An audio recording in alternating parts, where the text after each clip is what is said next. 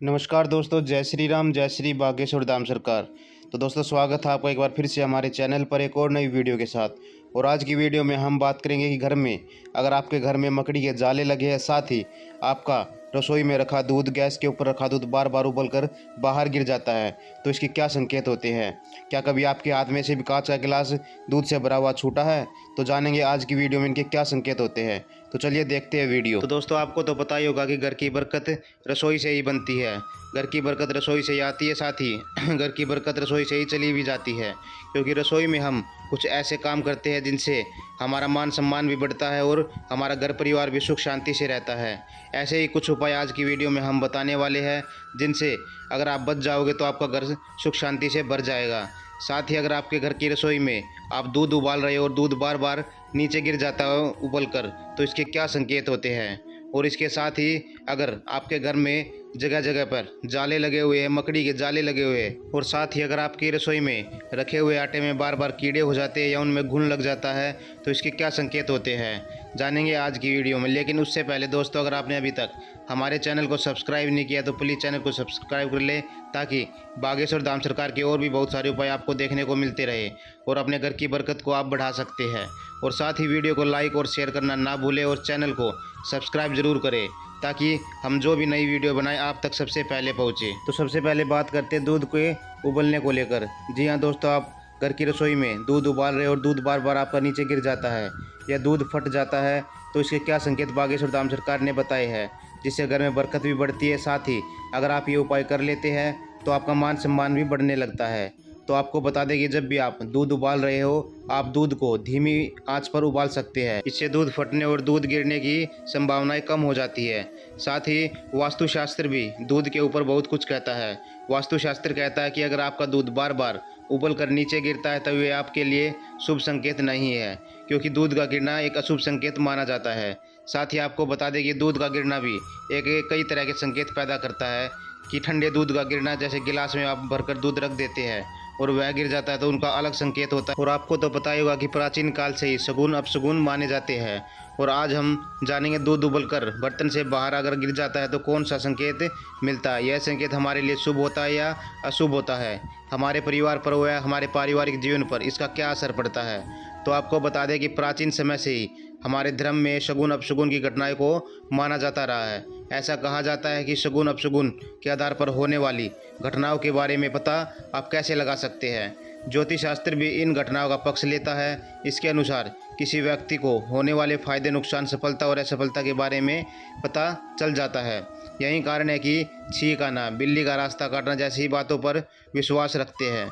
ज्योतिष शास्त्र के अनुसार माना जाता है कि घर में अनचाही चीज़ें हमें संकेत देती रहती है। मसलन हाथ में किसी बर्तन का छूटना, कांच का टूटना या फिर दूध का उबलकर बर्तन से बाहर गिरना, इन सभी चीज़ों का अपना एक संकेत होता है। हम आपको बताते हैं कि दूध का उबलकर बाहर गिरने का क्या अर्थ होता है, साथ ही इसके क्या शुभ संकेत होते हैं या अशुभ संकेत होते हैं। तो आपको बता दें कि दूध का गिरना हमेशा यह संकेत देता है कि जब हम गैस पर दूध उबालने के लिए रख देते हैं तो हम उनका ध्यान न रखने की वजह से दूध उबलकर बाहर गिरता है और फर्श पर गिरने लगता है। कई लोग इसे मामूली सी बात मानकर नज़रअंदाज कर देते हैं। कई ऐसे भी लोग होते हैं और कंफ्यूज हो जाते हैं कि दूध को इस तरह से गिरने का क्या अर्थ निकलता है, साथ ही ये क्या संकेत हमें देता है। आपको बता दें कि हमारे ज्योतिष शास्त्रों में बहुत बड़ा महत्व दिया गया है। कुछ लोगों के मन में ये बातें होती है कि उबले हुए दूध का गिरना अपशगुन होता है, लेकिन हम आपकी दुविधा को दूर करते हुए बता दें कि दूध का गिरना तभी अपशगुन माना जाता है जब ठंडा दूध किसी गिलास या किसी बर्तन से गिर जाता है। उदाहरण के तौर पर दूध के गिलास को ठोकर लग जाती है, या हाथ से गिलास छूट जाता है, या कांच के गिलास में आपने दूध डाला हुआ है तो वह गिर जाता है, तो ये संकेत आपके लिए अशुभ होते हैं। साथ ही इसका आपके परिवार पर भी असर पड़ता है और यह पारिवारिक जीवन के लिए भी अपशगुन माना जाता है। साथ ही इससे आपके रिश्तों में दरार भी आ जाती है और खटास भी रहती है। तो अब आपको बता दें कि उबले हुए दूध का नीचे गिरना क्या संकेत देता है। तो आपको बता दें कि उबले हुए दूध अगर आपके फर्श पर या आपकी गैस पर गिर जाता है या रसोई में गिर जाता है तो यह आपके लिए अच्छा संकेत लाता है।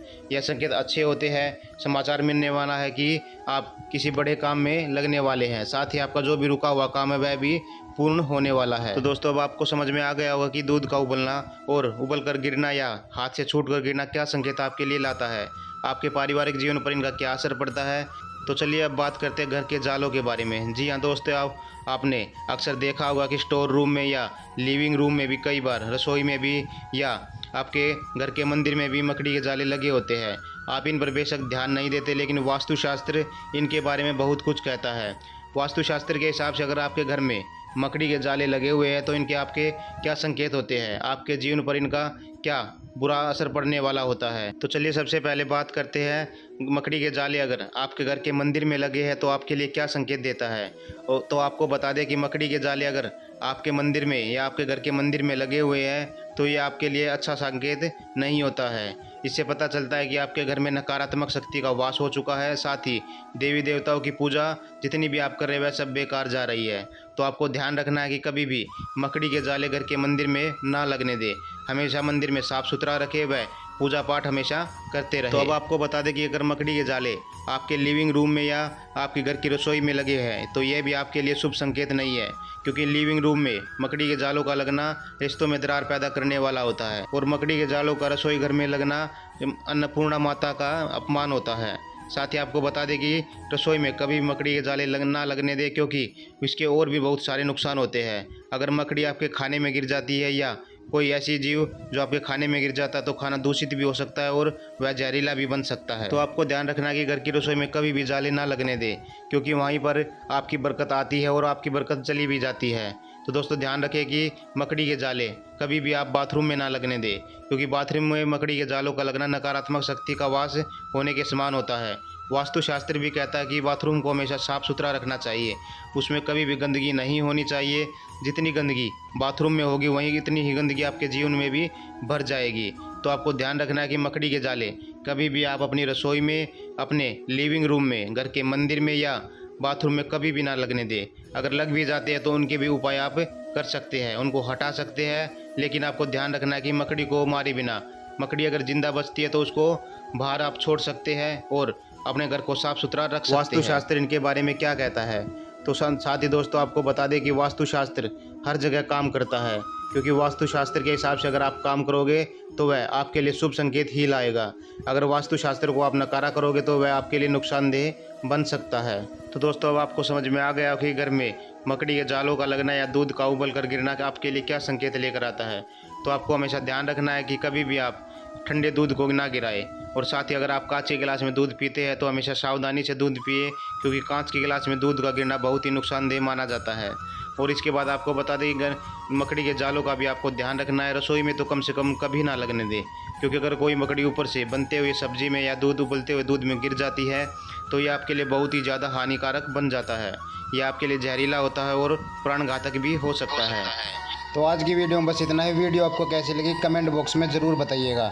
जय श्री राम, जय श्री बागेश्वर धाम सरकार, जय हो श्री सन्यासी बाबा की, जय हो श्री बालाजी सरकार की।